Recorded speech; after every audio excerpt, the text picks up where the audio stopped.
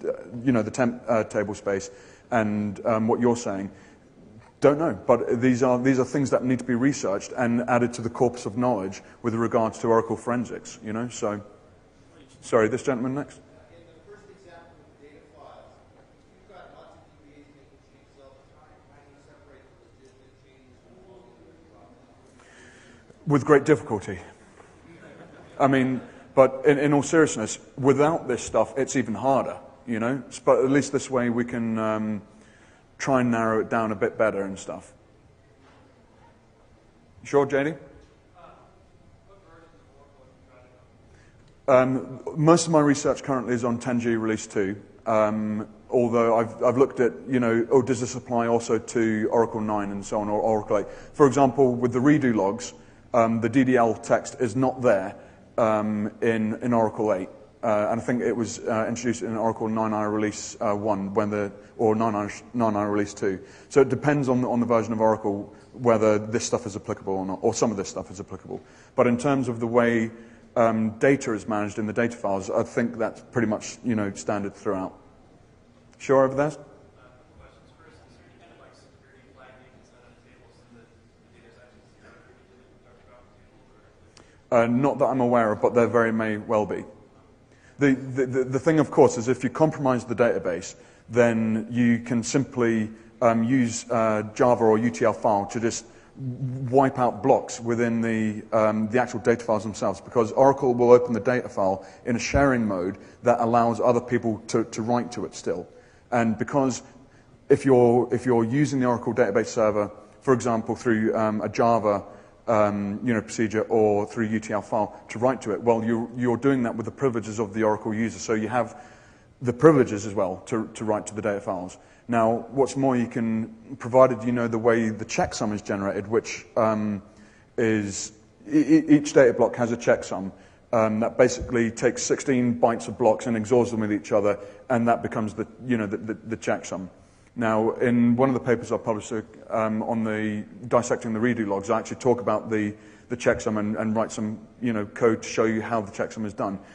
Now, in terms of an anti-forensics attack, of course, it's possible to use UTL file or whatever to overwrite stuff in there and in the data file, jig the checksum to make it fine, and Bob's your uncle, the database keeps ticking over and your evidence has almost been obliterated. But if you think about it, when you do that, when you use UTL file, that might be in the automatic workload repository, and then when you try and hide that, you're going to bump down the evidence elsewhere, kind of thing, Sure.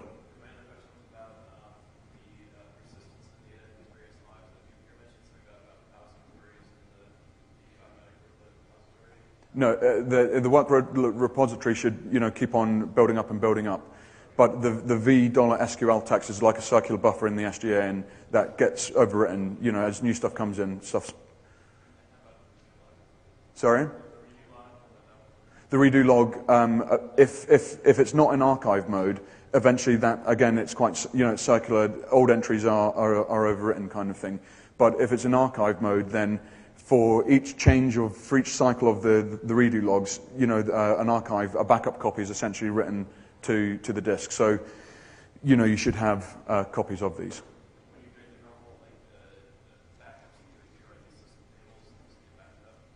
Well, it depends on what you choose to back up. If you choose not to back up your system data, then obviously we can't go to a backup to examine that. If you do have backups of that, though, then that's great, because we can actually use this to compare two states of the database with each other and say, well, wait a minute, these three objects suddenly appear and they look benign, but you probe deeper and then they turn out to be like Trojans or whatever kind of thing.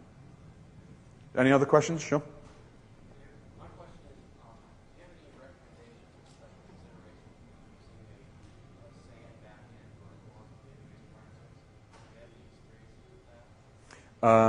In a storage area network? No.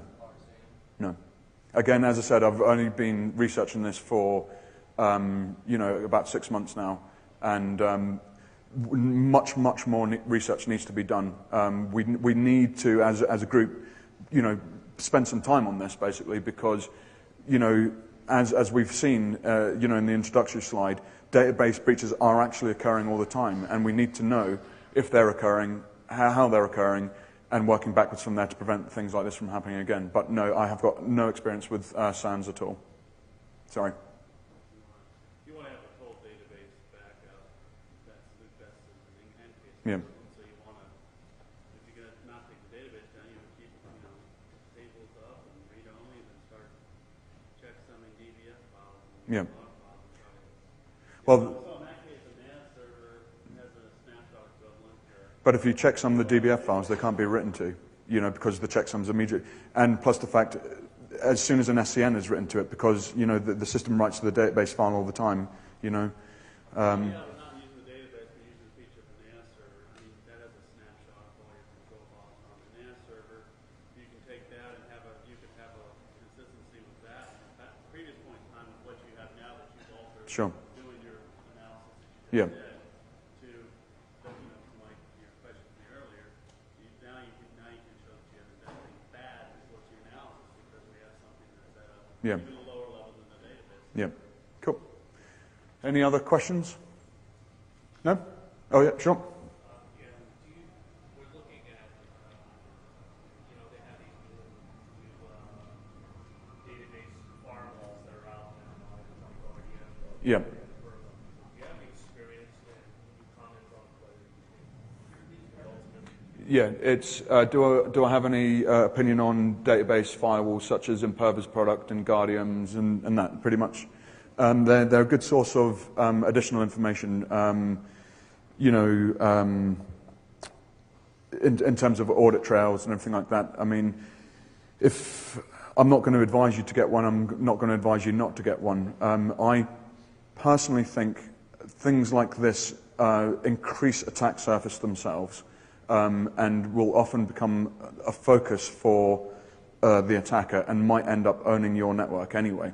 Now, I'm not saying anything about Imperva's product or Guardium's product or anybody's product. It's just that we've seen these kind of things in the past where, for example, Snort's been vulnerable to an overflow and they get owned through their alarm systems, or the witty worm that exploited ISS's Black Ice intrusion prevention product, in it. So all you're doing with these kind of devices is actually adding, extra components to the network which provide extra attack surface to the attacker. Are we good then? No more questions? Great. Well, thanks everybody for coming and hope it was useful.